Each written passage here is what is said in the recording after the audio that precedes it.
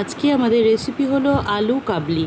আমরা বানাচ্ছি ছোলা মটর সব দিয়ে আলু কাবলি। আমরা দিয়ে দিলাম ছোলা সিদ্ধ, তারপরে দিলাম মটর সিদ্ধ,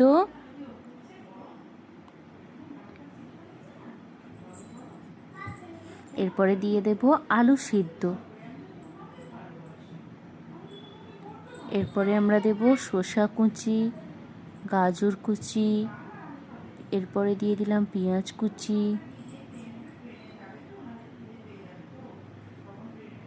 একটু গাজর কুচি দিলাম।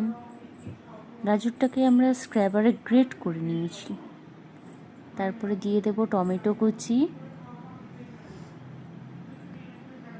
তারপরে দিলাম আদা কুচি,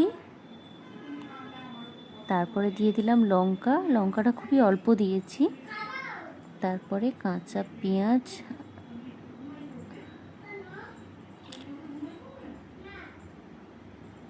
তারপরে দিয়ে দিলাম চিনেবাদাম, চানাচুর,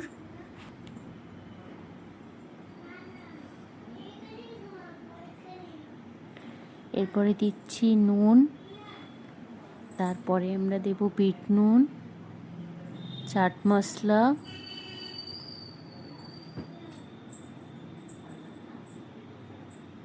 আর দিয়ে দেব লেবুর রস। এরপরে দিলাম ভাজা জিরের গুঁড়ো,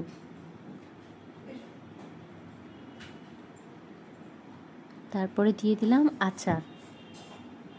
এর সাথে আমাদের তেঁতুল দেওয়া দরকার, কিন্তু আমরা সকালের জন্য তেঁতুল দিচ্ছি না। আচার আর লেবুর রস দিয়ে দিলাম। তারপরে দিলাম আম তেল,